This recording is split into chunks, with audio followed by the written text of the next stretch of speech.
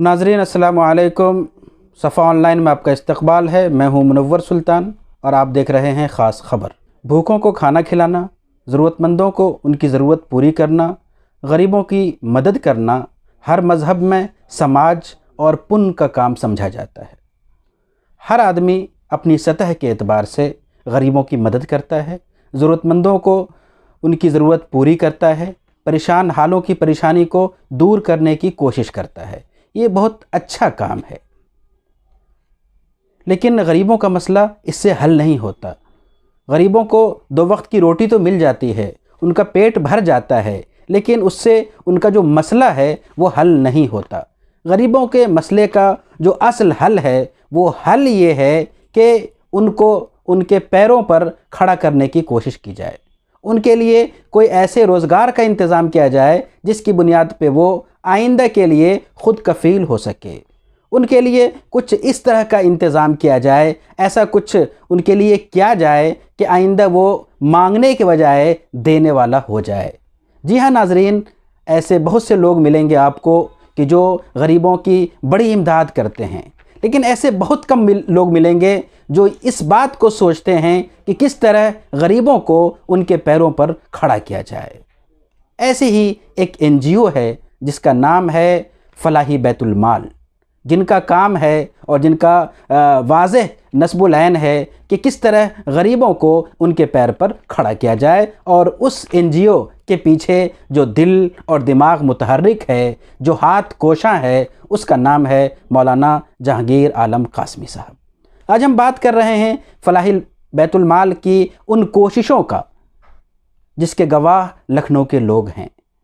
मौलाना जहांगीर आलम कासमी साहब ने अंजुमन फलाह दारैन के ज़रिए से और इसी अंजुमन फलाह दारैन के एक शोबा फलाही बैतुल माल के ज़रिए से न जाने कितने ऐसे गरीब अफराद हैं जिनको उनके पाँव पे खड़ा किया। ये कारनामा है फलाही बैतुल माल का और मौलाना जहांगीर आलम कासमी साहब का। इस इदारे के ज़रिए से हर चंद महीनों बाद ऐसे ज़रूरतमंदों की लिस्ट बनाई जाती है और उनकी ज़रूरत के एतबार से इस तरह मदद की जाती है कि वो आइंदा अपने पैरों पर खड़े हो जाएं।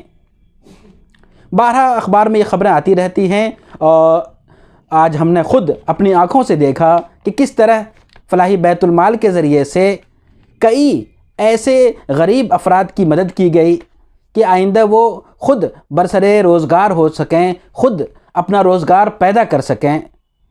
ऐसे गरीबों के लिए छोटे ठेले का इंतज़ाम और साथ में तिजारत के लिए सामान या कुछ रुपये भी, ताकि वो एक अपना छोटा सा कारोबार शुरू कर सकें और फिर उन्हें कल से अपना हाथ किसी के सामने फैलाना न पड़े।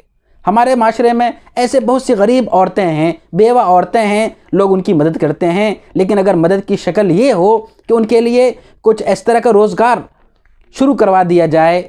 मौलाना ने ऐसी बहुत सी ख़वातीन के लिए सिलाई मशीन का इंतज़ाम किया और उन्हें सिलाई मशीन दी ताकि वो आइंदा सिलाई के ज़रिए से अपना और अपने बच्चों के पेट पालने का इंतज़ाम कर सकें। ये एक बहुत ही अहम कोशिश है और उसके ज़रिए इसके पीछे जो सोच है वो बहुत ही काबिल क़द्र और काबिल सताइश है। मौलाना का ये काम हकीकत ये है कि ये काम बोलता है। तो आइए हम देखते हैं कि किस तरह इस तरह की छोटी तकरीब मुनक़िद होती है और ऐसे ज़रूरतमंदों के लिए उनके रोज़गार का इंतज़ाम किया जाता है। इसी सिलसिले में एक प्रोग्राम मुनक़िद हुआ जिसमें मुतअद्दिद अफराद को ठेले दिए गए ताकि वो अपने लिए एक छोटा सा कारोबार शुरू कर सकें। वहीं पे बहुत सी ख़वातीन को सिलाई मशीन दी गई। बहुत से ऐसे अफराद भी थे कि जिन्हें इलाज व मुआलजा के लिए पैसे दिए गए और भी दूसरी चीज़ें दी गई। इस तरह की तकरीब और इस तरह के प्रोग्राम हर चंद महीनों बाद मुनक़िद हुआ करते हैं। ऐसे ही एक प्रोग्राम में मैंने भी शिरकत की और देखा कि किस तरह गरीबों के चेहरों पे एक खामोश मुस्कुराहट फैल रही थी, एक बशाशत थी और उन्हें ये इत्मीनान हो रहा था कि आज हमें चंद सिक्के नहीं दिए जा रहे हैं जिसके ज़रिए से हम अपना पेट पाल सकेंगे, बल्कि एक रोज़गार का इंतज़ाम किया जा रहा है कि आइंदा कल हमें दूसरों के सामने हाथ फैलाना नहीं पड़ेगा। नाज़रीन, आज जैसा कि आपने देखा ये एक कदम नहीं बल्कि एक इक़दाम है, एक काबिल तारीफ़ और काबिल क़द्र इक़दाम है। इससे एक ख़ास पैगाम जाता है कि जो लोग गरीबों की मदद करना चाहते हैं वो वक्ती मदद के बजाय कोशिश करें कि उनके लिए मुस्तकिल इंतज़ाम हो सके। उसके लिए बहुत सी कोशिशें हो सकती है। ये चंद मिसालें हैं